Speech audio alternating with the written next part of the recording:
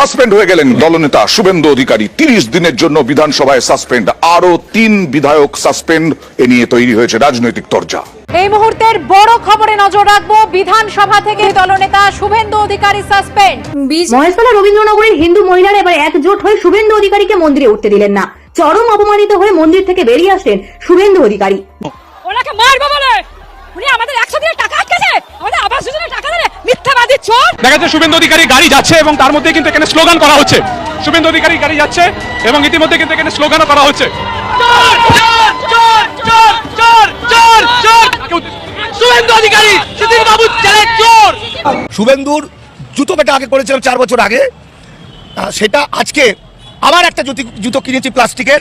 এই জুতো ওর এবং ওর বাবা, ওই দুজনকেই মারবো। গোরক্ষকের নামে শুধু মুসলিম, দলিত, আদিবাসী এদের বেছে বেছে মানে খুন করবে। এদের অধিকারটা কে দিয়েছে? পাপের বেটা যদি হয়ে থাকে, বাঘের বাচ্চা যদি হয়ে থাকে, একা রাস্তায় হেঁটে দেখাক। হিন্দুরাই জোটবদ্ধ হয়েছে শুভেন্দু অধিকারীর মাথা নিচের দিকে আর পা উপরের দিকে করে চামড়া তুলে টুকরো টুকরো করে গণতান্ত্রিকভাবে বাংলার মাটিতে কবর দিয়ে দিবে। প্রিয় দর্শক, শুভেন্দু অধিকারী ক্ষমতায় এসে যেন জাহান্নাম বানিয়ে ফেলেছে পশ্চিমবঙ্গকে। একের পর এক আন্দোলন সংগ্রাম করে যাচ্ছে পশ্চিমবঙ্গের হিন্দু মুসলমানরা। ইতিমধ্যেই তাকে যেখানে পাচ্ছে সেখানে অপমানিত করছে। তার গাড়ি দেখলেই তাকে বোয়া বোয়া এমনকি চোর চোর স্লোগান দিচ্ছে। তাকে মন্দিরে ঢুকতে দেয়নি পশ্চিমবঙ্গের হিন্দু মহিলারা। দর্শক, আপনারা জানেন কুরবানি নিষিদ্ধ করে দিয়েছে, সেজন্য অনেক হিন্দু খামারিরা কিন্তু গরু বিক্রি করতে পারছে না ঈদের মধ্যে।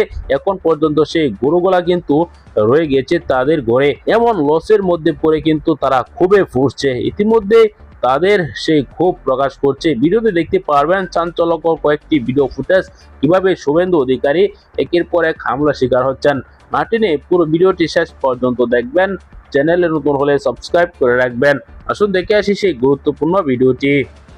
গুরু কৃপাই কেবলম, গুরু কৃপাই কেবলম। শুভেন্দুর জুতো পেটা আগে করেছিলাম 4 বছর আগে, সেটা আজকে আবার একটা জুতো কিনেছি প্লাস্টিকের।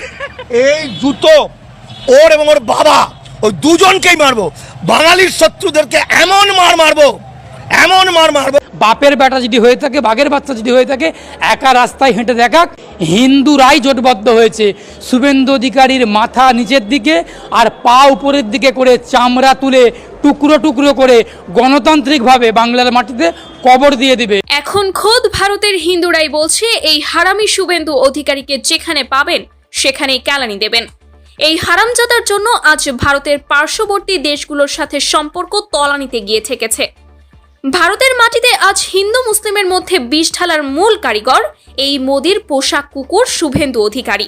ভারতবর্ষে কোনো হিন্দু মুসলিম বিভেদ ছিল না, কিন্তু এই কুত্তার বাচ্চা শুভেন্দু অধিকারী প্রতিদিন হিন্দু হিন্দু করে চিৎকার করে বিভেদ সৃষ্টি করছে, যেন মুখ্যমন্ত্রী হতে পারে সে।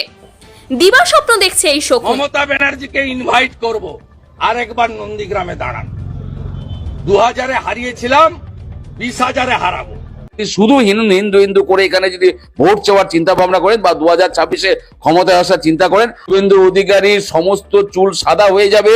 শুভেন্দু অধিকারী বাংলার মুখ্যমন্ত্রী কোনোদিন হতে পারবেন না। পশ্চিমবঙ্গের সাধারণ মানুষই এখন বলছে, যেখানে এই বিষাক্ত সাপকে দেখবেন, যেখানে এই ধর্মের দালাল বিভেদ তৈরি করবে, সেখানে এক মুহূর্তও দেরি না করে রামধুলাই দিন, জনতার আদালতে বিচার করুন। শুভেন্দু অধিকারী, ময়ূক রঞ্জনকে তাড়া করে মারো, তাড়া করো, গ্রামকে গ্রাম ওদের তাড়া করো। আর বাংলা রিপোর্টারদের যেখানে পারবে তাড়া করো, তাড়া করো, ইট মারো। এই মোদির দালাল শুভেন্দু একবার নন্দীগ্রামে তো একবার জুতাপেটা খেয়েছিল। বিধানসভা থেকেও ঘাড় ধাক্কা দিয়ে লাথি মেরে বের করে দেওয়া হয়েছিল, তবুও এত বড় গাধার শিক্ষা হয়নি। তাই এবার কেলানি দিয়ে ছেড়ে দিলে চলবে না। এইবার দরকার জুতার মালা গলায় পরিয়ে মাথা ন্যাড়া করে পুরো বাজার ঘোরানো, যাতে ছোট থেকে বড় সবাই দেখে ধর্ম নিয়ে যারা রাজনীতি করে তাদের এই পরিণতি হয়। আমরা চাই গাজার মতো পাকিস্তানকে ধূলিসাৎ করে দিই। হনুমানের নেতা শুভেন্দু, বলি সামলে যান।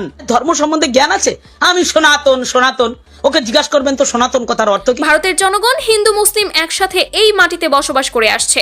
কোনো নরকের কীট আমাদের মধ্যে দেয়াল তুলতে পারবে না। ভারতবর্ষ ধর্মীয় সম্প্রীতির দেশ, কুকুরের রাজনীতি নয়। এবার সময় এসেছে গলায় গলায় লাগার। রাস্তা হোক, মাঠ হোক, সভা হোক, শুভেন্দু অধিকারীর মতো ভেদ সৃষ্টিকারী কুকুরদের যেখানে পাবেন সেখানেই গণধোলাই চলবে। এদের জায়গা রাজনীতিতে নয়, নর্দমায়। জয় হিন্দ, জয় ভারত। ভারত মায়ের ছেলেরা আজ জেগে উঠেছে, ধর্মের দালালদের রাস্তায় নামিয়ে ছাড়বে। মহেশতলা রবীন্দ্রনগরের হিন্দু মহিলারা এবার একজোট হয়ে শুভেন্দু অধিকারীকে মন্দিরে উঠতে দিলেন না। চরম অপমানিত হয়ে মন্দির থেকে বেরিয়ে আসলেন শুভেন্দু অধিকারী। ওনাকে মারবো বলে উনি আমাদের 100 দিনের টাকা আটকেছে, আমাদের আবাস যোজনার টাকা দেবে, মিথ্যাবাদী চোর। দেখা যাচ্ছে শুভেন্দু অধিকারী গাড়ি যাচ্ছে এবং তার মধ্যে কিন্তু এখানে স্লোগান করা হচ্ছে। শুভেন্দু অধিকারী গাড়ি যাচ্ছে এবং ইতিমধ্যে কিন্তু এখানে স্লোগানও করা হচ্ছে।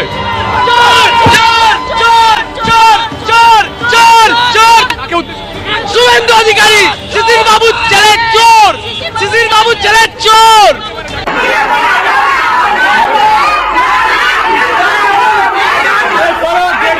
ঠিক এভাবেই পশ্চিম বাংলার বিজেপির ভণ্ড নেতা শুভেন্দু অধিকারীকে মন্দির থেকে বের করে দিলেন খোদ হিন্দু মহিলারা। এক পর্যায়ে হিন্দু মহিলাদের তাড়া খেয়ে দৌড়ে পালাতে বাধ্য হন শুভেন্দু অধিকারী।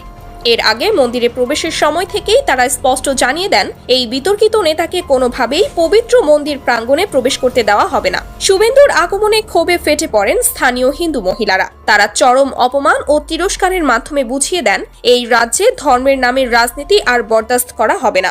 এই ঘটনায় প্রমাণিত হয় পশ্চিম বাংলার প্রগতিশীল ও ধর্মনিরপেক্ষ বাঙালিরা শুভেন্দু অধিকারীর হিন্দুত্ববাদী রাজনীতিকে ঘৃণা করেন। এখন হিন্দু হিন্দু ভাই ভাই বলতে বলতে কখন যে বাংলার মাটিতে এই যে যাদের চাকরিটা গেল, শুভেন্দু অধিকারী যাদের টাকা নিয়েছিল, তাদের মধ্যে কি কেউ হিন্দু ছিলেন না? ভারতবর্ষ সর্বধর্ম সমন্বয়ের দেশ। ওনার যদি আলাদা করে কোনো একটি ধর্মের রিপ্রেজেন্টেশন হতে হয়, ভারতবর্ষের বাইরে চলে যেতে পারে, কোনো সমস্যা নেই। জনগণের এই প্রতিক্রিয়া কেবল একটি মুহূর্ত নয়, এটি একটি প্রবণতা, একটি আন্দোলনের সূচনা। গোরক্ষকের নামে শুধু মুসলিম, দলিত, আদিবাসী এদের বেছে বেছে খুন করবে। এদের অধিকারটা কে দিয়েছে? বিষয়ে আমি একটা কথাই বলবো, এটা তো নতুন ঘটনা না। 2014-তে জবের থেকে ভারতবর্ষের মাটিতে ক্ষমতায় এসছেন ভারতীয় জনতা পার্টি, বিশেষ করে আমাদের মোদী সাহেব, তো তবের থেকে তো হিন্দু মুসলিম মন্দির, মসজিদ, টুপি, লুঙ্গি, দাড়ি এগুলোতে অ্যাভেলেবেল হচ্ছে।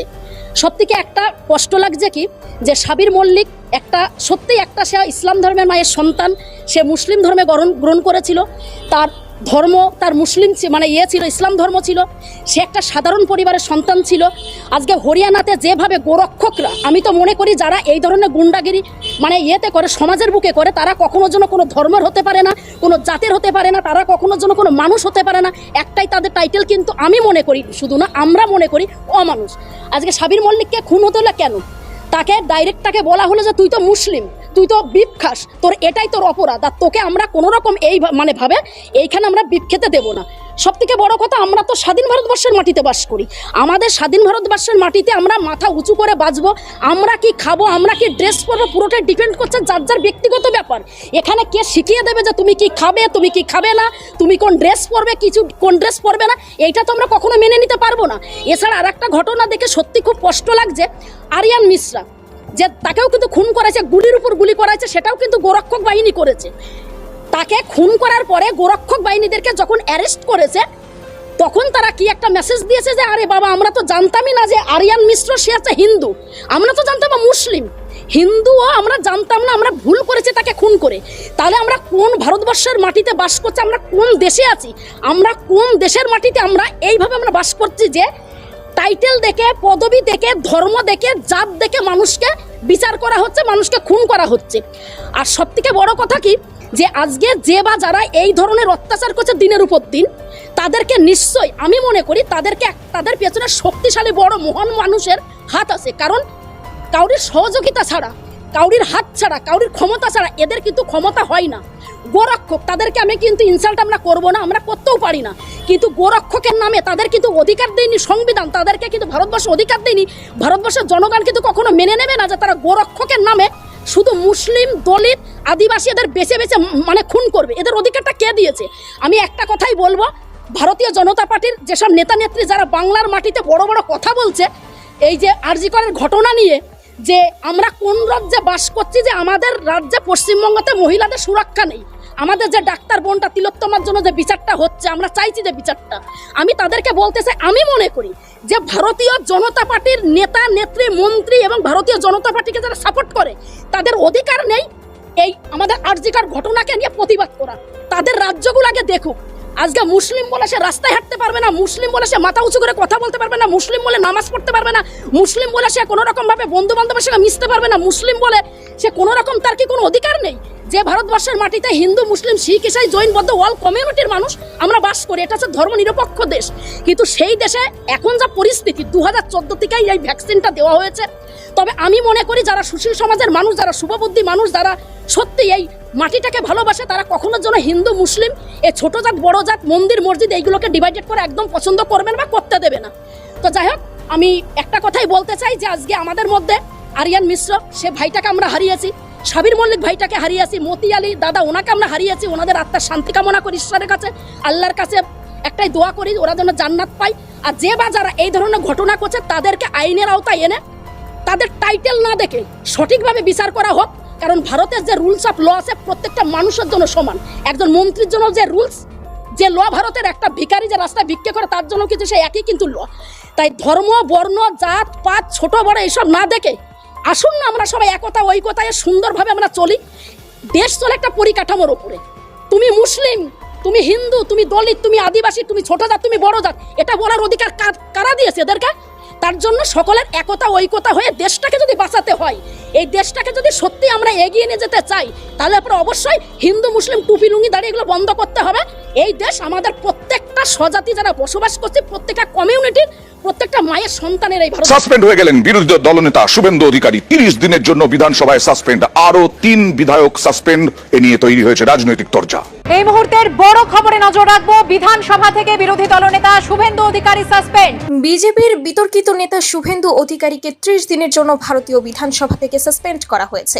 বিজেপির 3 বিধায়ক সহ শুভেন্দু অধিকারীকে সাসপেন্ড করার এই আদেশ দেন বিধানসভার স্পিকার বিমান বন্দ্যোপাধ্যায়। বিধানসভায় দাঁড়িয়ে নিন্দনীয় ও আপত্তিকর বক্তব্য দেওয়া এবং স্পিকারের দিকে কাগজ ছুঁড়ে মারার কারণে তাকে এই শাস্তি দেওয়া হয়। শুভেন্দু অধিকারীর এই আচরণ বিধানসভার নীতি বিরোধী এবং অপরাধমূলক। শরীর থাকলে যেমন জ্বর জ্বালা হয়, তেমনি একটু আধটু রেপও হয়।